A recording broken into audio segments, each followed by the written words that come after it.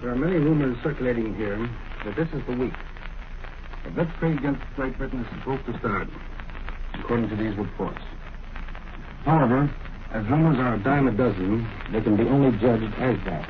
But they have a psychological value, and the average German on the street seems to be prepared by the constant repetition of threats such as, now for England, and the like. Today, for instance, the Berlin papers carry big stories that the upper classes in England are attempting a mass evacuation to America. There are reports in these papers, indirect to be sure, that the American legation in Lisbon and the American embassy and consulate in London are flooded with applicants requesting United States entry visas. The Volksredeelbacher states that the rich people are letting down the lower classes by their attempts to leave England. Quote, they are following their money, which has long since left for America in gold bars and exchange securities. That is the signal for the British future. Unquote. Well, that is an idea of the general tone of the press. Yesterday, the capture of the British Channel Islands of Guernsey and Jersey was reported by the Germans. The other small islands of that rocky group off the French coast are also under German control. Among them is the island of Sark, ruled independently by the Dame of Sark, with her American husband as the seigneur of Sark. She has a special charter from the King of England, allowing her to govern the island as she sees fit, without any interference from London. This tiny domain is the oldest completely independent principality in the United Kingdom. It is expected here that the State Department in Washington may request the German government to grant an extension in time necessary for the closing down of the American legation in The Hague and in other capitals now controlled and occupied by German troops. According to a note yesterday delivered by the German Foreign Office, the American government is requested to shut down its diplomatic missions in Belgium, Holland, Luxembourg, and Norway. This is supposed to be done by July 15th, or in less than 2 weeks' time. As it is pointed out here, more time was granted by the Germans to the Americans and other diplomatic missions to close their embassies and legations in Prague and Vienna, following the German occupation of those countries. For instance, the American legation in The Hague is taking care of the interests of 7 countries in addition to its routine duties. These countries are Great Britain, France, Belgium, Luxembourg, Canada, Egypt, and South Africa. Then there are approximately 650 Americans in Holland, stranded there without communication with the outside world. Of this number, over 350 have asked the American legation to help them to leave the country as soon as possible. However, no particular progress along this line has been reported as yet. In Belgium, there are approximately 70 Americans who have asked to be evacuated. But with a general war situation, the problem for Americans of finding both steamship accommodations and a port to leave is becoming more and more difficult.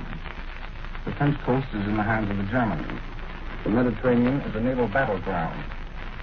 There are no accommodations available at the Arctic port of Petsamo in Finland.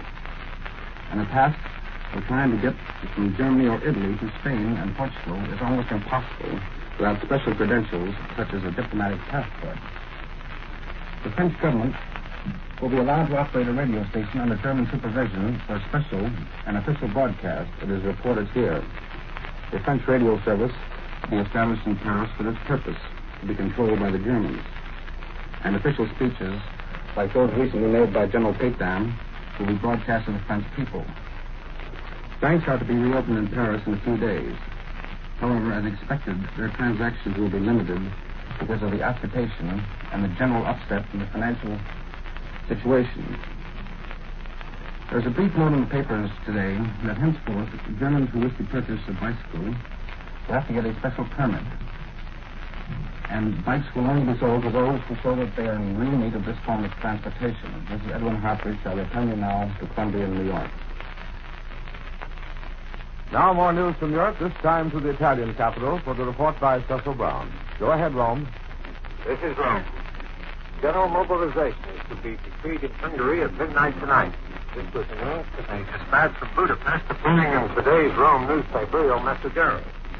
However, an authorized source told me a few minutes ago that the Italian government has no official notice of such mobilization. Flights at the Hungarian-Romanian frontier are reported in the fascist press that 30 persons have been killed. All army leaves have been canceled, and the Budapest Dispatch says Hungary expects unusual developments. According to reports here, the Romanians and Bulgarians also have been fighting at their frontier. The Hungarian news agency issued a denial of any border disturbances, but no one in Rome takes that denial very seriously. Yesterday, the fascist press reported that Hungary is resolved to settle her claims peacefully. Today, it repeats that same hope, but strongly indicates that Hungary means to grab Pennsylvania if Romania will not give it up at once. As nuclear observers see it, the dynamite situation in the Balkans amounts to this. With the approval of the Axis powers, Hungary is making a show of force to convince King Carol that Budapest, backed by Rome and Berlin, means business. It's felt here that Hungary will not move without the go-ahead signal from Hitler and Mussolini. The dictators will not give that signal if it appears Romania would resist, because that means a Balkan War and the end of southeastern Europe as a source of surprise for the Axis. The Russian occupation of Bessarabia and northern Bukovina was not as peaceful as the press stories here had insisted. Newspaper Messenger reports today that 2 hospital trains arrived in Bucharest from the Soviet-occupied areas. These Romanians were injured because, whatever their orders were, they resisted the Russian occupation. Marshal Graziani, the grim-faced, hard-boiled commander-in-chief of the Italian armies in North Africa, expected to launch a major attack against the British forces in Egypt in the next few days. Graziani is the successor to Marshal Balbo, who died in his claim in Ukraine in Libya the other day. Graziani is partial to the dynamic type of warfare and is especially able at handling motorized units.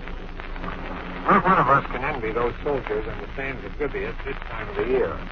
I've been through that desolate desert frontier area. There are few places more barren and few places any hotter. Soldiers very quickly drop from exhaustion in that intense heat. Water is scarce and there's no shade to be found. Not even imagining yourself in a cool mountain stream or picturing yourself half buried in snow helps very much. The war communique issued an hour ago reveals the preparatory stages of this attack on the Libyan-Egyptian frontier. The High Command reports that Italian planes at the Egyptian frontier bombed British armored units, setting some afire and damaging others. But in the action, 2 Italian planes were shot down. The communique says fascist planes in the southeast Mediterranean surprised and repeatedly bombed a large convoy of enemy ships. The action was described as one of great effectiveness, but no results are given.